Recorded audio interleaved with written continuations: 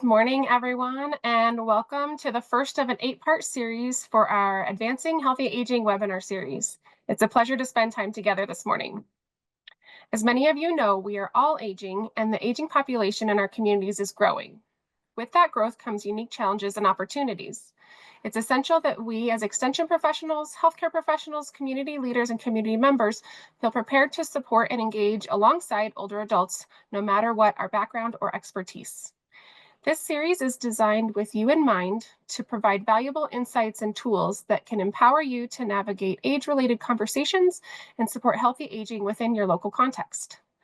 Over the next 8 sessions, we'll explore practical strategies, research information, and real-world examples to help build your confidence in addressing topics around aging.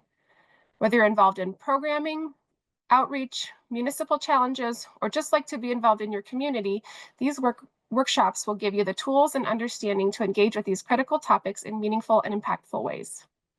Thank you for being here, and thank you for your dedication to fostering healthy communities across Colorado and the nation. I also want to share a special thank you to all of my CSU Extension colleagues, as well as other Extension colleagues in Missouri, Wisconsin, and Illinois who are joining us today. Welcome. We're excited to embark on this learning journey together and to see how each of you will bring this knowledge to life in the communities that you serve. With that, I want to share a few things to note before we start.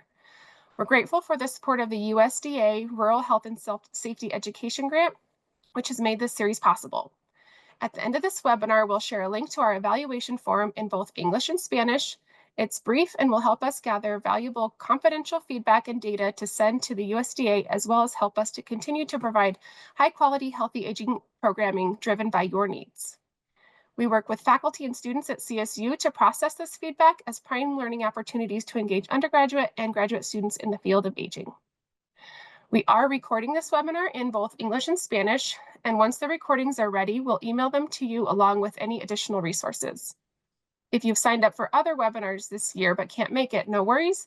Those are recorded as well and emailed to you. Without further ado, I would like to introduce our presenter, Jane Barton. Jane Barton is an incredible storyteller and partner to CSU Extension and was featured with us last year with the Caregiver Workshop series. Welcome, Jane Barton. Thank you, Ginger. Let me share my screen, and away we will go. So I'm delighted to be part of the educational series, Advancing Healthy Aging. And as Ginger noted, we are all aging right here and right now. And so knowledge is power. The more we know about it, the more likely we are to be well, live well, and ultimately to age well. And today, my focal point is this whole topic of longing to belong, the importance of social connectedness as we live and as we age. And I hope you will find it engaging, maybe thought-provoking, and hopefully motivating. So I certainly want to send you a warm welcome, although we're not physically together. Thank goodness we have technology that can bridge the gap, and we have a space and a time and a place to come together to talk about important subjects.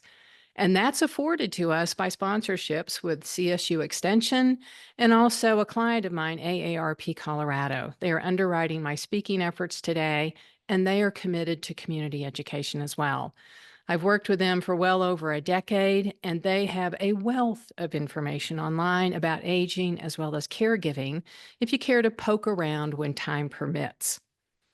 Now, if you're new to me, if you've not attended one of my programs before, just a quick little thumbnail sketch as to who I am and what I'm about. Obviously, my name is Jane Barton. My company is Cardinal LLC, and I serve as an educational consultant, which means I get to do what I love each and every day. I serve as a speaker, a writer, and/or a listener, and I focus on the topics that I'm passionate about: aging, end-of-life care, and caregiving. I have a history in hospice and palliative care. I served as a chaplain for a short period of time, and then I moved into the directorship of education for a palliative care institute here in Denver, Colorado for many years. Now, before that, I was in finance. Before that, I was in the oil business working as a geologist. So a rather curious path indeed. But in all those realms, I've always been a lifelong student. I've always believed that knowledge is power, and that if we have the information that we need at a particular moment in time, we can make informed decisions instead of merely reacting out of fear when challenged. And I know aging is frightening for a lot of folks. And so this series of programs will help to fill in some of your gaps of knowledge related to aging so you can be well and ultimately age well. And that certainly is my mission today, to share with you some beneficial information related to social well being. So that's where we're going to start. We'll do a little bit of definitional work. Then we'll recognize our inherent longing to belong, which is just part of being human. We'll look at some of the research related to the social nature of human beings. And then I'm going to share with you and highlight what I refer to as the 5 C's of belonging, something I think you can take away from this presentation and utilize in your own lived experience. And I will conclude by offering some questions for your consideration that hopefully will generate some ideas on how you can nurture belonging in your own life, in your own community, in the days, weeks, and years to come. So, with that said, it's time to chat about social well being.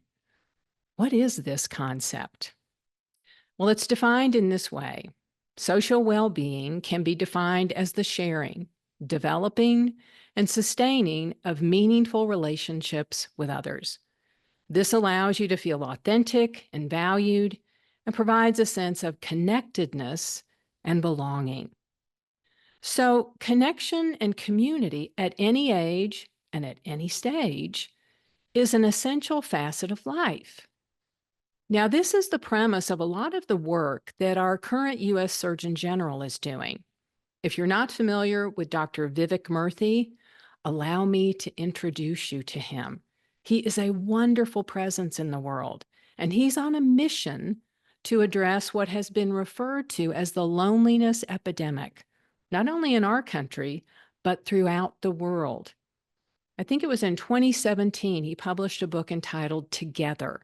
Now, all of these resources that I'm noting are included in a bibliography with the associated handout for this program. I believe it was attached to some email that Ginger generated for you. But you, again, can review that when time permits. But he's written the book Together. He also has published 2 white papers from the U.S. Surgeon General office. You can access those online through that particular website. All of these resources highlight the fact that we are relational creatures, and there's a tremendous concern through sociology, psychology, and our healthcare services that far too many people lack this connectedness, and it's compromising the quality as well as the quantity of life. So this is a huge concern. Now, in the work that Vivek Murthy has done, he recognizes that social connection can encompass the interactions, relationships, roles, and the sense of connection between individuals, communities, and/or society. That's the experience. So I can connect individually to you. A larger community can connect to another community. Societies connect to other societies. Nations connect to nations. I think you get the idea. So there are varieties of connections, but they're all critically important. Again, if we are to be well, age well, and to live well. And these connections go a long way to assuaging our longing to belong. Now, what do I mean by the term belong? Well, it literally means to go with. Now, the image that comes to mind when I say that to myself is walking hand in hand with another person, experiencing the journey of life together through all the twists and the turns, the ups and the downs, the good times and the bad. And so if we belong to another, we have a reliable support system. We will not fear that we have to face some of the challenges of life alone. And this longing to belong seemingly is a basic psychological need. This was described by Baumeister and Leary in 1995 in a seminal publication in which they presented their hypothesis of belongingness. I know that's a mouthful, but that's how they described it. And at the conclusion of many years of research, what they realized is that belonging is as essential to sustaining life as food and drink for humanity. And belonging is comprised of feeling loved, feeling respected, being seen and being heard. Now, this was really the basic premise that led to additional research and a lot of conversation that echoed many of the findings initially published in 1995. Consider the voice of Solomon Asch, a psychologist of the 20th century. He noted that our desire to be part of a group is among the most powerful forces to be found. And then there's the voice of Abraham Maslow, another psychologist of the 20th century. You may be familiar with his work related to the hierarchy of needs. Basically, what do we need to achieve and acquire if we are to self-actualize as a human being? And by that I mean to flourish, to thrive, to live life in full bloom. Well, we start with the basics. We address our physiological needs. That would be food, water, shelter, clothing. You kind of get the idea. Once that's accomplished, then we focus on our safety and security. And then we start to focus on love and belonging, friendships, family, intimacy, a sense of connection. And we must achieve that before we move on and self-actualize. Now, Jeffrey Cohen is a more contemporary researcher. He is out of Stanford. He published a book entitled Belonging in 2022. And he describes it in this way. Belonging is the feeling that we're part of a larger group that values, respects, and cares for us, and to which we feel we have something to contribute. So he highlights a very important aspect of belonging and community. There's an expectation of reciprocity, and by that I mean an exchange of gifts. I have something to offer to the group, but I also have needs to receive something back. And so it's this lovely back and forth, give and take. So it means it's mutually beneficial. Now, recognizing that we have this inherent longing to belong, it's disconcerting to also recognize there is a global crisis of belonging, the loneliness epidemic that I referred to previously. When we look to the future, how are we going to resolve this? Or will we just have to learn how to live with it? Well, I hope not, because it is life draining. It is not life sustaining if we are disconnected from one another. Not belonging, feeling excluded, we suffer social pain. And social pain is equally as significant as physical pain.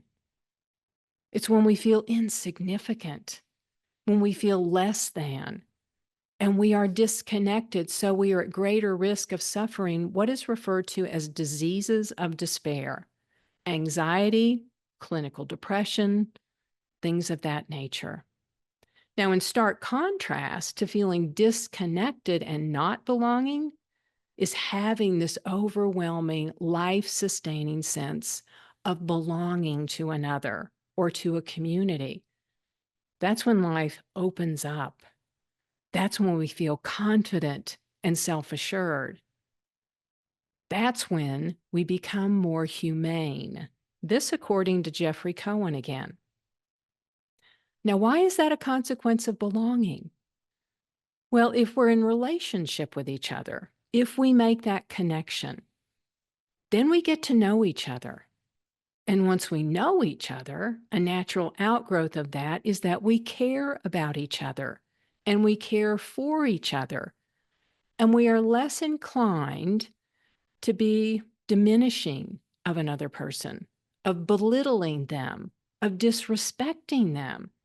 Instead, we treat them humanely with kindness and compassion. So, throughout the journey of life, I think personally and professionally, we are successful when we have that overwhelming sense of belonging. Now, if you want to dive in more deeply to the decades of research that are available to you, I have listed a lot of these seminal publications and research projects in the bibliography. And I would recommend that you would start with the work of Ainsworth and Bowlby. They established the theory of attachment. They looked at the relationship between mothers and new infants and how important that sense of belonging and connection proves to be for the human development of that baby. You can move into the work again of Vivek Murthy, of Julianne Holt-Lunstad out of Brigham Young University. You can look at the work of John Cacioppo, who published Loneliness in 2008, and then move into the contemporary realm of the work of Vivek Murthy and Jeffrey Cohen. So if you want a little homework, there's no lack of information to examine and to explore. Now, with that said, I do want to address one revelation that I discovered in Cohen's work in his book, Belonging. And this was a concept I'd not heard of before. It's called belonging uncertainty. He describes it as the state of mind in which one suffers from doubts about one is fully accepted in a particular environment or ever could be. So it's a time in which we feel detached, unmoored, unanchored, not connected to anyone in particular. Now, Cohen also recognizes that this experience, this sensation occurs after significant change and the subsequent transition, the transitional time in which we're trying to figure out how to bridge the gap between what was before the change happened and what will be moving into the future. This is when belonging uncertainty bubbles up. Now, this was kind of an aha moment for me because change is very common in the latter part of life, and significant change can occur in a very compressed period of time, all varieties of change. So think about this. Let's consider the time after 55 or 60. One significant change is retirement. Even if you long to retire, that's a big transition. Then perhaps you suffer the death of your spouse or partner. Huge transition. The death of friends in your peer group. Another huge transition. What about a diagnosis of a significant progressive condition, a change in health, a turning point in your life? And maybe you start to doubt whether you have a significant life at all. Without a job, if you've retired, you have a loss of meaning, another challenging transition. And all of this can occur within a matter of months or perhaps years. So this is when we can really start to struggle with who we are and who we belong with. How do we reconnect?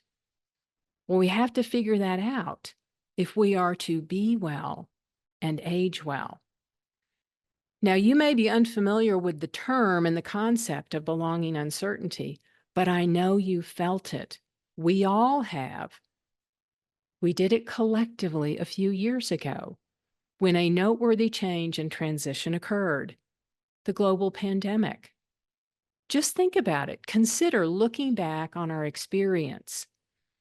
We received the universal message that was so clear. We are better together. When COVID landed on our shores and we were forced to separate, we longed to reconnect.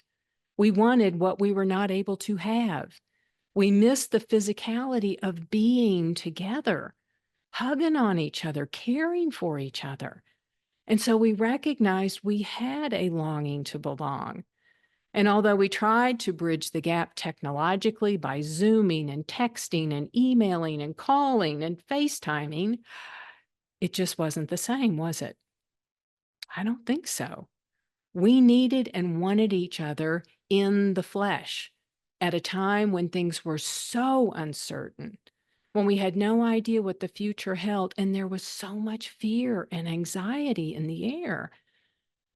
So we know what belonging uncertainty feels like, and it reinforced our appreciation of how important social connectedness truly is.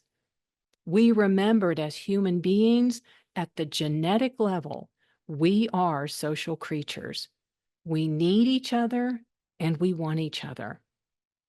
Now, John Cacioppo, in his book Loneliness, published in 2008, recognized this. And I love his phrase: humans are an obligatorily gregarious species. Basically, there's this gravitational pull that brings us together. We can't help ourselves. We want to be connected. We want to be together. We want to go with each other. And that is a good thing indeed, because that characteristic, that trait of human beings actually ensured the survival of our species. So think about it. When we first started roaming the earth as hunters and gatherers, we recognized fairly quickly that there was safety in numbers. And so we banded together so we would not individually become the main course for predators at that time. So we banded together for safety, for a common cause. And after being together for a while, we started thinking, well, this isn't all bad. I kind of like hanging out with these other people. And a natural outgrowth of that was that we started to care about each other. And so we continued being socially connected and evolving. Now, I recognize that living, working, and playing in community sometimes can be frustrating. We think there has to be a more efficient way of moving through life. Sometimes we never get everybody on the same page, moving in the same direction. Feels like we're trying to herd cats, right? But think about the wisdom that is expressed in this African proverb. If you want to go fast, go alone. It's efficient. Absolutely, it is. But if you want to go far, and if you want to have a life-giving experience of life, go together. It's worth the time. It's worth the effort. It's worth your attention. So if you buy into that premise, it begs the question, does the typical American stereotype serve us well today? That being that we should be independent, autonomous, and self-reliant. I don't know about you, but I was raised to achieve these characteristics, these traits. My parents wanted me to be self-sustaining. Now, I'm not disparaging that these are qualities to actually try to achieve. However, just like any other strength, if we overplay our hand, a strength can become a weakness. So if I'm too independent, if I'm too autonomous, if I am too self-reliant, I will keep everyone at arm's length. I will not connect other than in a superficial way because I can do it all, right? I can achieve anything I want to. It all becomes about me instead of we. Now, if you're interested in pursuing this line of thought a little more intentionally, I refer you to the work of David Brooks in his book, The Second Mountain. He's very concerned. He said, I now think that rampant individualism of our current culture is a catastrophe.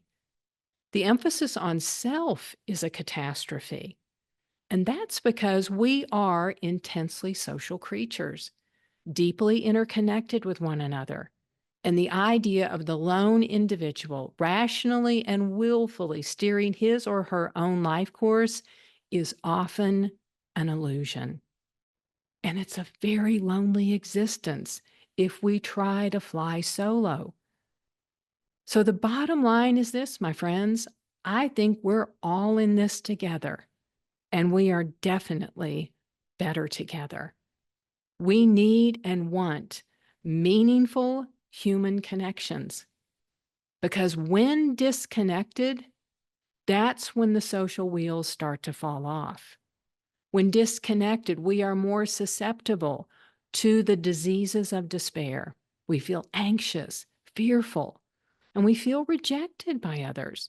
Again, not worthy of the time and attention of others. And we start to feel lonely. Now, I know loneliness, it's just part of our human existence. If we were in a room today and I asked you, have you ever felt lonely? Every hand would go up in the room.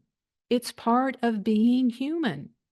And in fact, this sensation serves as kind of a red flag warning. That sensation actually serves the same purpose as hunger and thirst.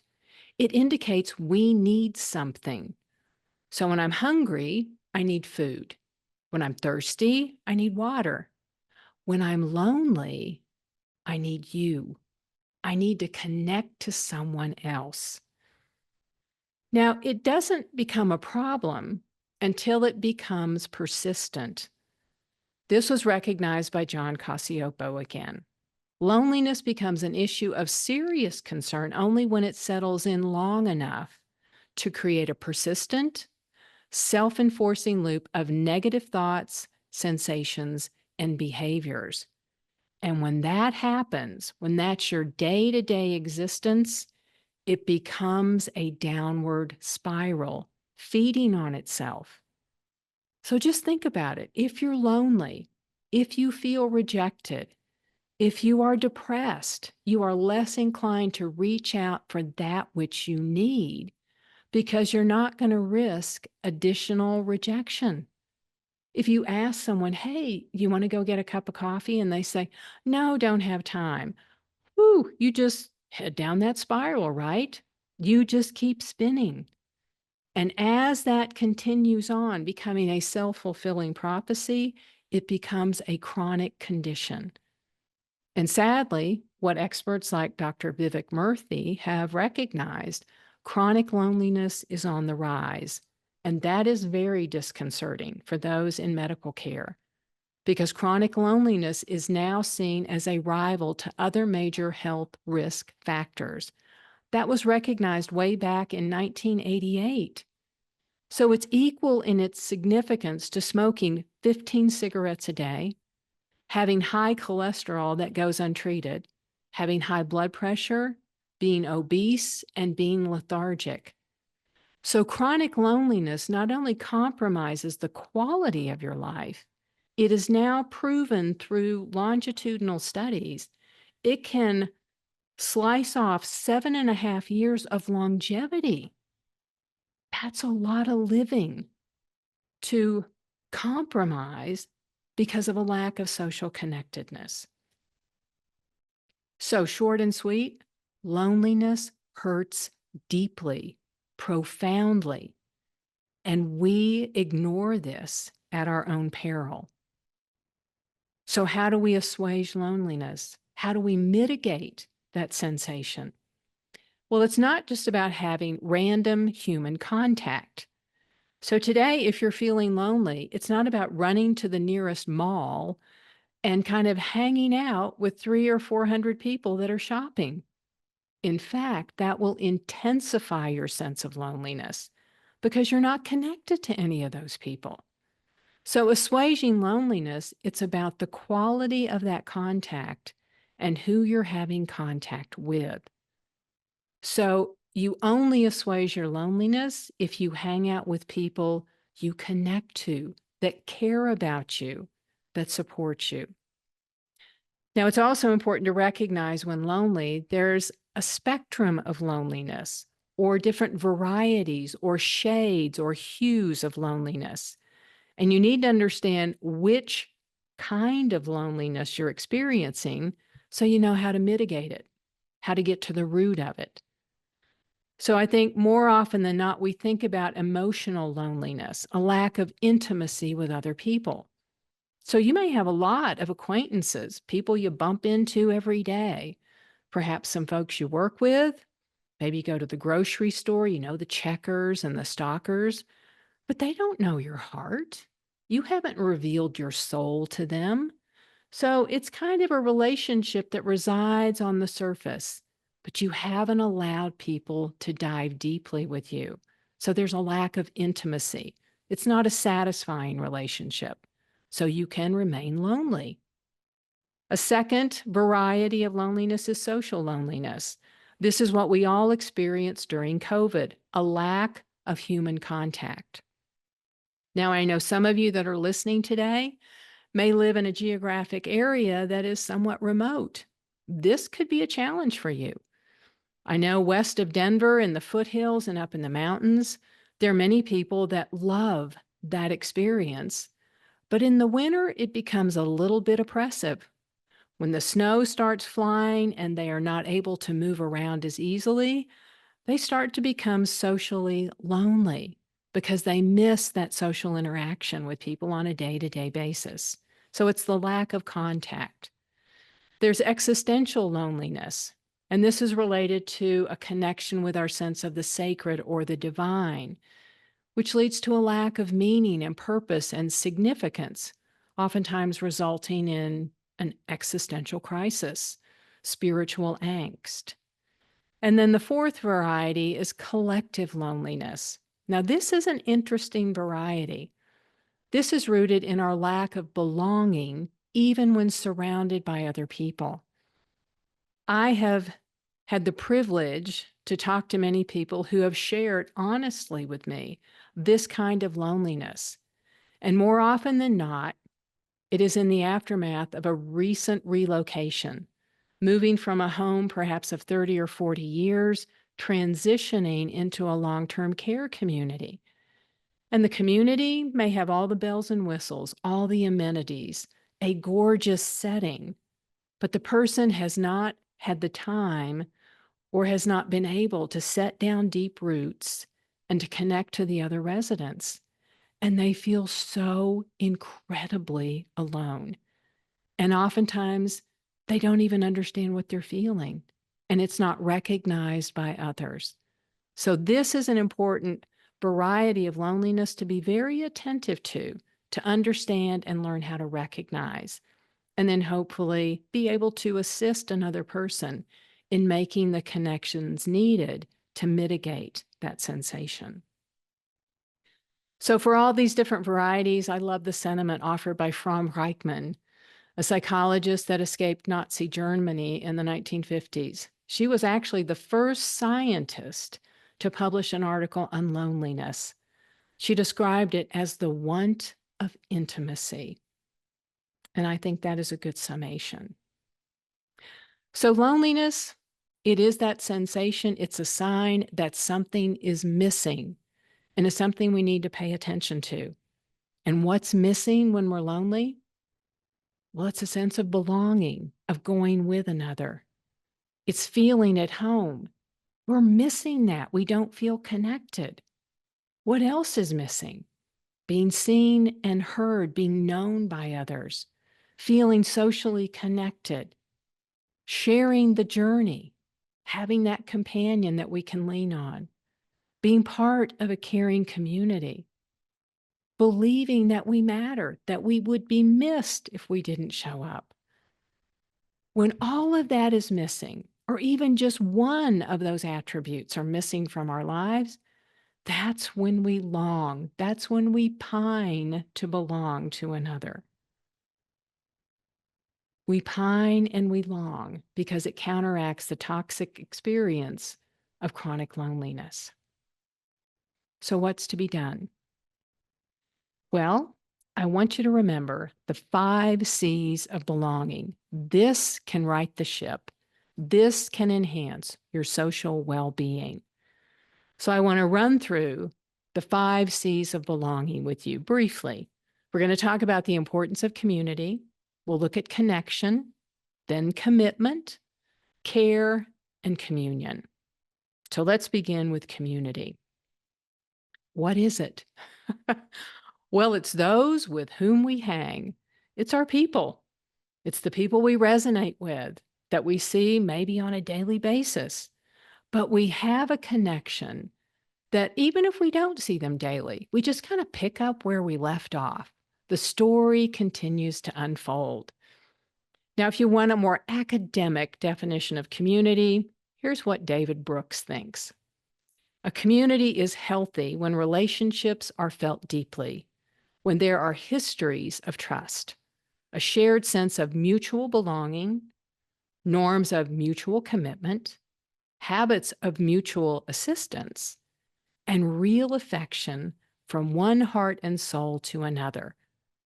So it's not superficial acquaintances. You connect at the heartfelt level. And count the number of times he used the term mutual. It's mutually beneficial for everyone in that community. There's reciprocity, a give and take, an exchange of gifts. Now, a wonderful model of community comes from the Okinawan tradition. It's referred to as moai, and maybe you've heard of this before. I read about this years ago, and I try to emulate this. It may be a little late, but it's still serving me well. But it's basically about having traveling companions that will travel with you from start to finish. And the tradition goes somewhat like this. In Okinawa, kiddos of the age of around 4 to 5 years of age are introduced to each other in groups of maybe 5 to 7. And that moai is expected to stay together until everyone dies at the end of life. And recognize Okinawa is one of the blue zones where most community members live to 100 plus. So think about this. If you're introduced to your moai, you will be traveling with these individuals for 95 plus years. They are going to know you inside and out because the majority of people in Okinawa stay in Okinawa. And so these people meet at least once a week, maybe twice a week. And so these are lifelong friends sharing activities, ideas, feelings, values, history. They support each other physically, emotionally, financially, mentally, psychologically, and spiritually. You talk about a healthy community. This is a thick system of relationships, something that we can choose to emulate. Now, I can't go back to being 4 years old, but I have been trying to reconnect with some friends in elementary school, people who knew me way back when. Stories and experiences that I did not share with my friends here in Denver. I came here as an adult. So we can reconstruct our own moai, and many people are using social media and social platforms to achieve just that, going out on Facebook or Instagram and tracking people down and reconnecting. So something you might consider. So the first C is community. Vitally important if we are to belong. Now, once you have a community, how you stay in relationship is through connections. Belonging requires connections. So what do I mean by that? Well, let's look at the definition offered by Brené Brown. She is a researcher out of the University of Houston, an expert in vulnerability and shame. And she says, I define connection as the energy that exists between people when they feel seen, heard, and valued. People can give and receive without judgment and derive sustenance and strength from the relationship. And I'm sure you've felt this with some of your family or friends. There's just that spark. There's that energy that just you long to feel when you're around them. It's that gravitational pull. That's connection. And when connected, we have an enhanced sense of self and purpose. We feel safe and secure with the person to whom we're connected. And it goes to the point that this is what life is all about. I love the sentiment of Martin Buber, a theologian of the 20th century. He says, all real living is meeting, and I would add to that quote, and connecting. Now, the third C is commitment. So if we have our community, our people that we hang with, and we have connected to them, how do we stay connected? It requires commitment. And that is making a promise to someone or something without an expectation of reward. This again, according to David Brooks. Committed to another, we invest our entire being in the other person, in the community. And the return on that investment, the time and attention and effort to commit to another, it's beyond measure. It leads to a meaningful life rooted in relationships. It's all about the relationships. And that is borne out by the work of Robert Waldinger. In 2023, he published a book, The Good Life, in which he reported his conclusions to an 83-year-long study conducted by Harvard. And the premise of this study was to follow a group of adolescents through the entirety of their life, to interview them periodically. And they were trying to tease out what constitutes a good life. Is it money? Is it prestige? Is it power? Is it a certain profession? Is it the acquisition of stuff? What constituted a good life? Well, after reviewing all the findings, Waldinger concluded that good relationships keep us healthier and happier, period. So his answer is the good life equals good relationships. The good life equals social connectedness. The good life means you belong. Now, the fourth C is care. I already alluded to this, but if you have a community that you are connected to and you are committed to, then you naturally care about the people in your community. When we care, we ensure the health and the well-being of another and the community. So it's not all about me when I am part of this 5C proposition. It's about we. I am focused on the greater good. And if my community is well, if my community is healthy, then that dials into my own health and well-being. So it ultimately, I guess, is self-serving. When caring for and when cared for, that reinforces our sense of belonging. Now, the final C is communion, or you may remember this as cooking. You can do either one. But basically, the premise is this: cooking and communing create community. So think about your own life, your own family. Where do you hang out in your house? Well, if you're like me, we always gravitate toward the kitchen. And when we're chopping and dicing and sauteing at the end of the day, making dinner, we're chatting about life. We're solving all the problems of the world. We will relate our stresses of the day, our joys, our sorrows. And through this process, we de-stress, we connect at a deeper level, we reinforce those connections and those bonds and our commitment to be in community. So I encourage all of us to gather around the table, to reignite the tradition of the family meal instead of everybody just dashing in and dashing out.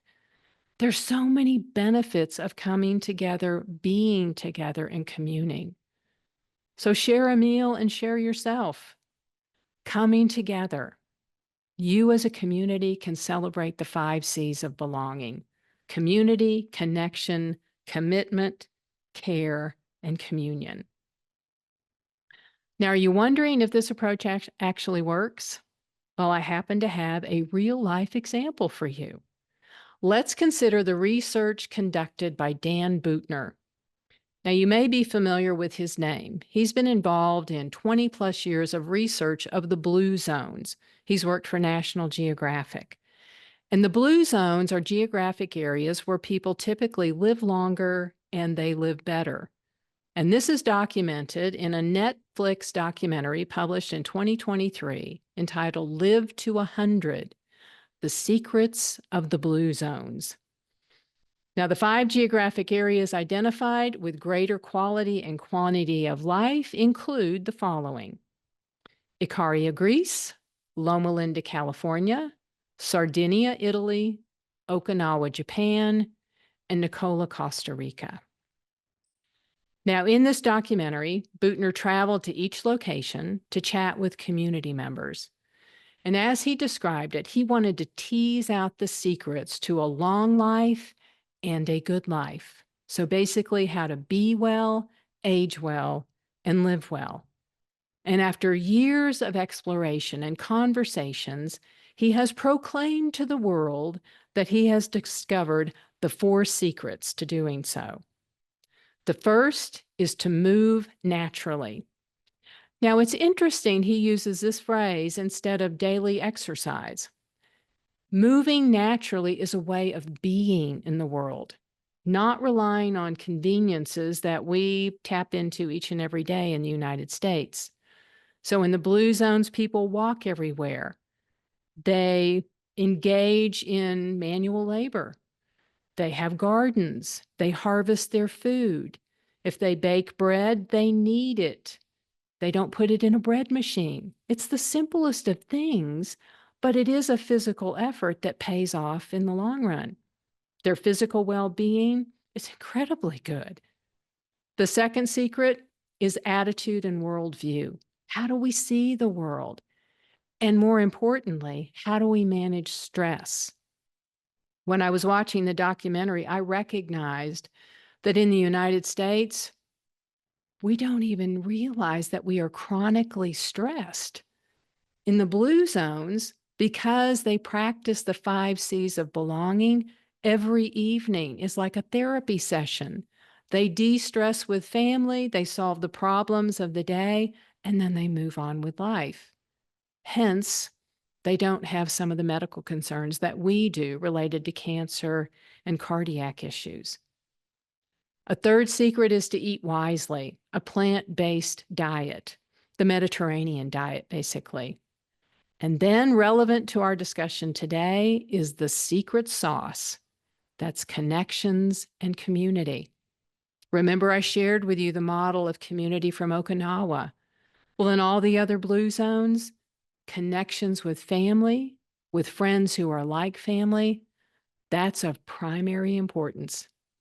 Knowing that they have a reliable support system, that they belong to others, that made all the difference in the world, enhancing their longevity as well as the quality of life. So I encourage you, if you want to view this on Netflix, again, I watched this about a year ago. It may have made its way to some other streaming services, but just search for Live to 100. And I encourage you to watch the 4-part series with family and friends. I actually watched this one afternoon on a winter's day with one of my best friends. We binged it because the weather was horrid. And at the end of it, it ignited a conversation that was so interesting and fascinating. I learned things about my friend I'd never heard before. And we were talking about the possibilities of perhaps making some changes in our own respective lives and communities. So Live to 100, it's engaging, it's inspiring, it's potentially life-changing. So to conclude our conversation today, I want to pose some questions to you on how do we nurture belonging? And before we can start thinking about how to improve our sense of belonging, maybe to mitigate some loneliness, we need to know where we're starting from. And I want you to be honest with yourself. Consider your current social network, your sense of social connectedness, your sense of belonging. And this is not about blaming or shaming or being right or wrong. It's just a reality check. Are there some gaps in your network? So ask yourself, do you feel home today? Do you feel confident and comfortable where you reside, where you work, and where you play? Do you have that sense of belonging in those spaces and places, feeling at home? Why or why not? Is there something missing? Or are you doing fairly well in that regard? And do you have a reliable support system? Do you have people you can count on? And by that, I mean, People that if you called at 3 a.m. and said, "Get over here," they would show up on your front porch, maybe in a ragged robe, fuzzy slippers, and bed hair, holding 2 cups of coffee, saying, "What's going on? Let's figure this out." Without question, you could rely on them because you belong with them. They are going with you. Do you have traveling companions? People that enrich your lived experience, that bring joy into the journey? And are there people who are counting on you? Remember, belonging, community, this is a reciprocal relationship, mutually beneficial. And if there are people counting on you, do you choose to go with them? Are you reliable? Are you walking with them? Are you a solid pillar of support? Well, I hope so, because belonging, it's a two-way street. And if we are going to pave the way to successfully age, to age in a healthy manner, to enjoy this lived experience, we have to realize it's not all about me and it's not all about you. It's about us. And how can we come together and belong to each other so we can go with each other in life-giving ways? That's a question that we all answer in our own unique way, hopefully in a very successful way. So I always close my programs with what I call a heartfelt ritual. Basically, I just have one more thing to say. So when it comes to longing to belong, the importance of social connectedness, I hope you will reflect on the words of Helen Keller. Always remember, alone we can do so little. Together we can do so much. This is the heart of belonging. Yes, we truly belong together. So a few more resources if I didn't give you enough homework already. If you care to check out my website, if you're interested in other events that I'm doing, you can go to cardinallife.com, click on the events tab. Just a heads up, I'm kind of winding down for 2024. I'm taking December off, but I will kickstart the new year probably in late January or early February. And I would love to see you online again. If you're looking for a resource on caregiving, I wrote Caregiving for the Genius a few years ago, available in libraries as well as on Amazon. And if you're a fan of podcast, I have Cardinal Musings with Jane Barton, and they're about 20 or 25 minutes. You can access those through Spotify, Apple, whatever you choose to use. More than anything, I want to thank you for the opportunity to share a little bit of the journey with you. And if you have some lingering questions that we didn't address today, know you can always send me an email. We can continue to chat. And I'm sending you many blessings on your journey. I truly hope that you can advance healthy aging in your own experience and in your respective communities. So here's my contact information, cardinallife@msn.com. Know if you drop me an email, I will respond. And so now, this is the best part of the program for me. Questions and maybe some stories that you want to share about this whole concept of social connectedness.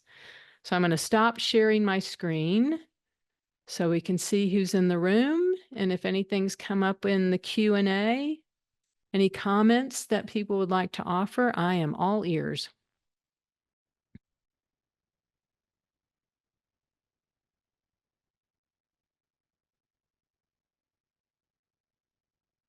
And Ginger, you are muted. Gosh, every time. Sorry about that, everybody. No, thank you so much, Jane. We do have one question in the Q&A box right now, and I'm fascinated by the Moai concept. Their question is, what if members of your Moai are toxic? Is it recommended to seek a new Moai, and how do you find them? That is an interesting question. And that is something that goes to personal boundaries, I think. We recognize when we are around people that fill us up and when we are around people that tend to drain us. And so it's within our right, I believe, individually, to set a boundary to say, no, that is not allowed here. And if a person is no longer willing to honor the boundaries that you establish, however they're being toxic to you, then I think it's important for you to recognize that and maybe even go to the extreme of severing that relationship. I mean, it can go to the extreme if that's an abusive relationship. But we need to seek a community in which we feel as if we belong. And part of that belonging, remember, is rooted in trust, a shared history, mutual respect, compassion, love, and treating people humanely. So all that goes to healthy, reciprocal relationships. So recognizing that a relationship is not serving you well, that's an important first step. And then the decision is how to rectify that. How do you choose to resolve that? Not always easy if it has to do with family members or even beloved friends. I know it's hard. So we have a question that's coming in. I have somebody raise their hand. If you could just type the question into the text box, and we will get that from you. In the meantime, I have another question. How can extension professionals or community leaders, I know we talked about this a little bit, but work to address loneliness and increase socialization in their communities that they live and work in? What are some actionable steps people can do to get started? That's an interesting question. And there are a lot of organizations that actually now have whole departments or programs that are designed to serve as a conduit to connect their clients to meaningful connections in the community. So there are some healthcare systems in California that I'm familiar with that basically when you go in for your annual exam, if you're a member of this healthcare system, they do a social assessment. Actually, that happens in most healthcare systems today. The next time you go in for your annual exam, be very aware of the questions that are on the intake form. They're going to ask you, do you live alone? How many people do you see every week? How are you feeling mentally and emotionally? And basically, they're trying to assess if you are chronically lonely.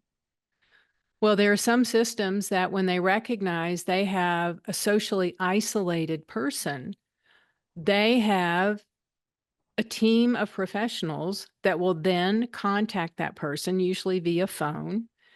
They will get to know the person, what their interests are, what do they enjoy doing, gather a little bit of history. So if they find out this person loves to read, maybe they can connect them to a book club.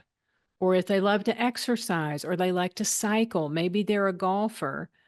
But they serve as that resource that identifies potential places where that lonely person could connect. And so it depends on the community in which you live and the resources that might be available to some isolated individuals that you serve. But the first thing is to recognize, is this person totally disconnected? And many people are. And there's a high risk as we get older. I think the last statistic I saw, maybe 35% of older adults, persons over the age of 65, are aging alone. Now, I'm not saying that's necessarily bad. You can live alone and still be socially connected. But as we get older, it just increases the risk that perhaps social isolation may occur, particularly after a significant change in health. Absolutely. Thank you so much, Jane. We've got a lot of extension agents on the call. And so, how would you suggest that extension professionals across Colorado and the nation engage with older adults? How do they get started with that? And why should they engage with older adults? Well, since I'm an older adult, my first answer would be because I'm worth your while. But to be serious about it, I think the best way to connect with older adults is just to express a sincere interest. And sometimes it's just being willing to go in asking a question and then taking the time, being patient enough to be a listener. I think listening is totally underrated. And if you would come into my home, I, as an older adult, you would express an interest in me. That's an honoring that you would take the time to listen to a little bit of my story. Jane, how did you get to Denver? What did you do as a professional? What was your work? Tell me about your family. What are your hopes for the future? What are your fears? And so it's getting to know a person, investing yourself in someone else. I don't think there is any quick, slick way to speed up that process. It requires an investment of time and attention to have that trusted relationship start, and then you build upon it step by step, day by day. But I think one reason to do this, a motivating factor to do it, whether you're in rural parts of Colorado or you're in the metro Denver, the older adult population is an untapped resource. Just consider the history and the experiences and the wisdom that has been collectively acquired over the years, but has not necessarily been shared. And it's not to say that older adults know all, they're the end all and the be all, but we do have a lot to offer. And we can serve as, I think, vitally important mentors for the next generation in a myriad of ways, whether it's professionally or personally. Wonderful. Thank you so much. I have another question. What is your favorite motivational phrase for those who are reluctant to connect anymore? Folks who often identify as solo agers and prefer it that way. Oh, I don't know that I have a good tagline for you. Maybe better together. I don't know. But I think sometimes when people become so isolated, it turns into that downward spiral leading to chronic loneliness. One way I think to break that cycle is to recognize a gift that person could potentially offer to someone else. We gain a tremendous amount of meaning and purpose and significance when we realize I could help somebody else. I could volunteer somewhere. People are counting on me. And so it's not all about, if I'm lonely, asking for help. It's saying, okay, I still have something to do here. I still have a reason to get out of bed. This goes to the concept of, in Japan, the ikigai. That is the sweet spot in life where you discover your reason to be. And it's rooted in your passion, your mission, your vocation, what you can do well, the gift that you have to offer. So I think sometimes for older adults, particularly if they'd worked all their lives, then they retired and things changed, and now they're alone and they don't have a reason to be. Sometimes if we can reinforce the fact that you serve a purpose, you are needed and wanted in the world, and this is what I see in you, that can be the illumination that wakes people up. And it's like, wow, I'm not done yet. That's wonderful. I think at any age, everyone desires to have a meaningful life and to connect with one another. So I appreciate that. Okay, I just have a quick reminder before any other questions.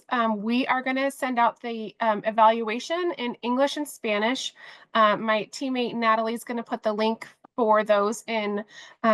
Oh, actually, the chat is disabled. We're having troubles with that. So I will send those to you in your emails. Please, please, please. They shouldn't take too long.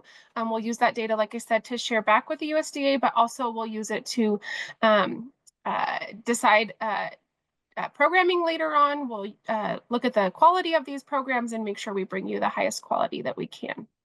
Okay, it looks like that's what we have today. Thank you again so much, Jane, for all of your support and your kind words. And I think you left us all with a lot to think about after this, especially the next Netflix show and the MOI.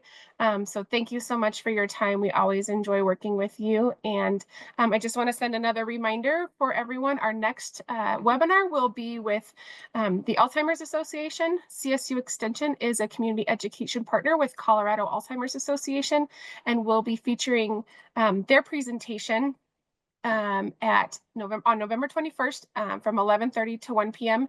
If you have not registered for that, but you would like to, just go back into the same Zoom registration link. That'll also be in your email, and we will send that to you. And if you're not able to attend that day, we'll send out the recordings as well.